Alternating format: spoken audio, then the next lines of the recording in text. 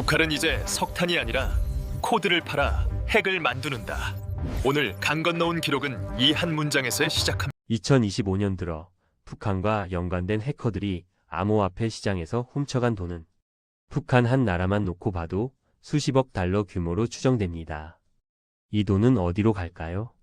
국제사회는 이 자금이 단순한 범죄 수익이 아니라 북한의 핵미사일 개발과 정권 유지 자금으로 흘러 들어가고 있다고 보고 있습니다.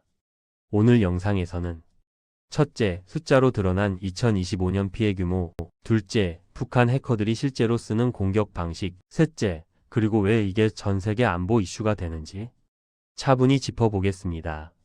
먼저 규모부터 볼까요? 2025년 1월부터 9월 사이 북한과 연관된 해킹 조직이 훔쳐간 암호화폐는 최소 20억 달러 이상으로 추산됩니다. 과거 어느 해보다 큰 수치고 북한의 암호화폐 해킹 기록을 이미 갈아치운 수준입니다. 가장 상징적인 사건은 올해 2월 두바이에 있는 한 대형 거래소에서 벌어진 대형 해킹입니다. 다들 기억하고 계시죠? 한 번의 공격으로 비트코인과 이더리움 각종 토큰을 합쳐 10억 달러를 훌쩍 넘는 자산이 한꺼번에 빠져나갔고 국제 수사 결과 이 공격의 배후로 북한 연계 조직이 지목됐습니다.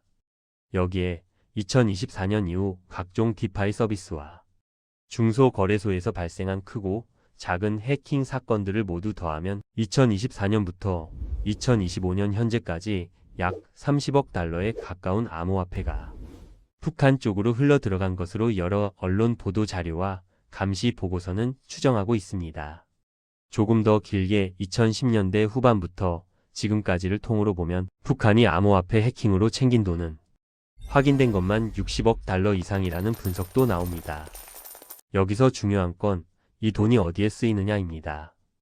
유엔과 여러 정보안보 연구기관들은 북한의 핵미사일, 이른바 대량 살상 무기 프로그램 운영 비용이 최대 40%까지가 이런 사이버 범죄 수익으로 충당되고 있을 가능성을 제기합니다.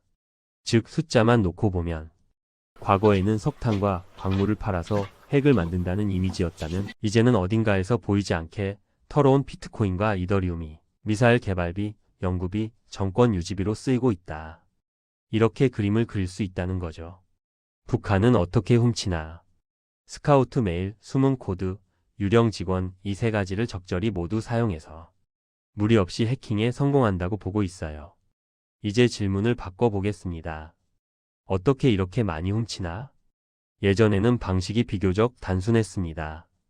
보안이 허술한 거래소나 디파이 서비스를 골라 취약점을 찾아내고 한 번에 돈을 빼내는 기술적 해킹이 중심이었습니다. 그런데 2025년 현재 북한 해커들의 공격은 훨씬 정교해졌고 무엇보다 사람을 직접 노리는 방식이 크게 늘었습니다. 첫 번째는 스피어 피싱 공격, 즉 맞춤형 사회공학 공격입니다. 북한 해커들은 개발자와 트레이더들이 자주 쓰는 링크드인, 텔레그램, 이메일을 통해 접근합니다. 지금보다 연봉을 2배 이상 줄 수 있는 포지션이 있다. 유망한 암호화폐 프로젝트에 초기 투자자로 들어오지 않겠느냐. 겉으로 보기엔 너무 자연스러운 채용 제한, 투자 제한입니다. 몇 주, 몇 달 동안 대화를 이어가며 괜찮은 회사, 믿을 수 있는 투자자라는 이미지를 만든 뒤 이력서 양식, 코딩 테스트 파일, 샘플 프로젝트 압축 파일, 이 안에 악성 코드를 숨겨 보내고 피해자가 그 파일을 열어보는 순간 지갑 정보와 키를 빼내갑니다. 요약하면 이제는 거래소 서버를 정면으로 때리는 게 아니라 그 서버와 연결된 사람을 먼저 속이고 들어가는 방식이 된 겁니다. 두 번째는 업계에서 요즘 많이 언급되는 이더 하이딩 같은 공격 기법입니다. 말 그대로 악성 코드를 블록체인 스마트 콘트랙트 안에 숨겨놓는 방식입니다. 보통 악성 코드는 악성 서버를 찾아 차단하면 피해 확산을 어느 정도 막을 수 있었습니다. 하지만 이더 하이딩 방식은 공개 블록체인의 스마트 콘트랙트 안에 악성 스크립트를 넣어두고 워드프레스 같은 웹사이트에 숨겨둔 작은 코드가 그 스크립트를 불러와 실행하게 만드는 구조입니다. 블록체인의 특성상 한번 올라간 코드는 거의 삭제가 불가능합니다. 방어하는 입장에서는 악성 서버를 차단하는 수준이 아니라 정상 거래와 악성 호출을 정교하게 구분해서 차단해야 하는 더 어려운 싸움을 해야 합니다. 국제 보안 커뮤니티에서는 북한 연계 조직이 실제로 이런 방식으로 워드프레스 웹사이트와 개인 지갑 사용자를 노린 사례를 계속 추적하고 있습니다. 세 번째는 훨씬 더 은밀한 방식, 바로 유령 직원 전략입니다. 북한의 IT 인력들이 가짜 이름과 국적, 조작된 경력을 앞세워 해외 기업의 원격 개발자, 프리랜서로 취업하는 겁니다. 겉으로 보기엔 평범한 원격 개발자입니다. 줌으로 회의하고 깃허브로 코드 올리고 슬랙으로 대화합니다. 하지만 회사 내부 시스템에 접근할 수 있는 권한을 얻은 순간 소스코드 구조, 서버와 지갑이 연결된 방식, 보안 설정과 취약점, 이 모든 걸 안에서부터 파악할 수 있습니다. 그리고 몇 달 혹은 1년에서 최대는 2년 뒤 이 정보는 회사와 고객이 보유한 암호화폐 자산으로 들어가는 뒷문이 됩니다. 최근 미국과 여러 동맹국들은 이런 북한 IT 인력과 그들을 중개한 브로커들을 실제 기소하고 제재 명단에 올리고 있습니다. 여기까지 정리하면 북한 해킹 조직은 지금 사람을 속이고 코드를 숨기고 회사 안으로 직접 들어가는 세 가지 축으로 공격을 다변화하고 있다고 볼 수 있습니다. 그런데 왜 이 돈이 곧바로 핵미사일과 연결될까? 마지막으로 이 모든 이야기가 왜 단순한 코인 터리를 넘어 국제 안보 이슈, 특히 핵미사일과 연결이 되는지 정리해 보겠습니다. 첫째, 이건 제재 체계를 정면으로 우회하는 자금줄입니다. 국제사회가 북한을 압박해 온 방식은 석탄 광물섬유 같은 수출을 막고 해운과 은행 네트워크를 차단해서 달러를 못 벌게 하는 것이 핵심이었습니다.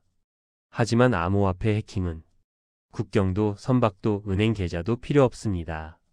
전 세계 어디에서든 인터넷과 노트북만 있으면 공격이 가능하고 중간에 어떤 나라의 항구나 은행을 거치지 않아도 자산을 옮길 수 있습니다.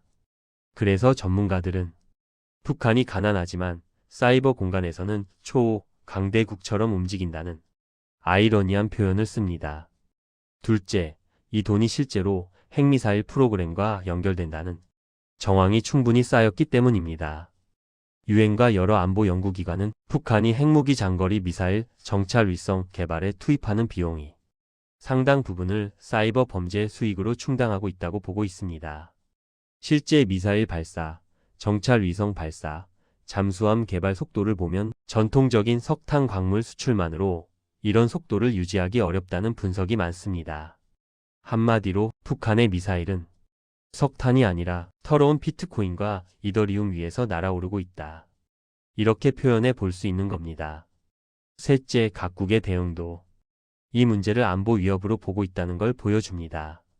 미국과 한국, 유럽 각국은 북한 해킹 조직뿐 아니라 세탁을 도운 제3국 거래소, 돈세탁 브로커, 중국 러시아 등지의 금융 네트워크와 껍데기 회사들까지 한꺼번에 제재 대상에 올리는 움직임을 강화하고 있습니다. 단순히 해커 몇 명 잘 잡자가 아니라 북한 정권이 구축한 사이버 금융 생태계 전체를 끊어내는 게 목표입니다. 하지만 반대로 말하면 북한 입장에서도 이미 이게 정권 차원의 비즈니스 모델이 되어버렸다는 뜻이기도 합니다. 정리해 보겠습니다. 북한의 암호화폐 해킹과 사이버 공격은 이제 단순한 IT 범죄가 아닙니다.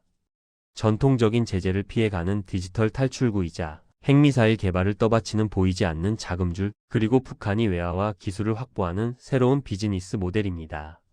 그래서 오늘 우리가 본 문장, 북한은 이제 석탄이 아니라 코드를 팔아 핵을 만든다. 이 말은 과장이 아니라 지금 국제사회가 바라보는 북한의 한 단면입니다. 앞으로 북한 문제를 이야기할 때 우리는 핵과 미사일, 인권과 식량난만이 아니라 사이버 공간과 디지털 금융을 함께 봐야 합니다. 오늘 브리핑이 도움이 되셨다면 좋아요와 구독, 알림 설정까지 부탁드립니다. 강 건너온 기록이 전해드렸습니다. 감사합니다.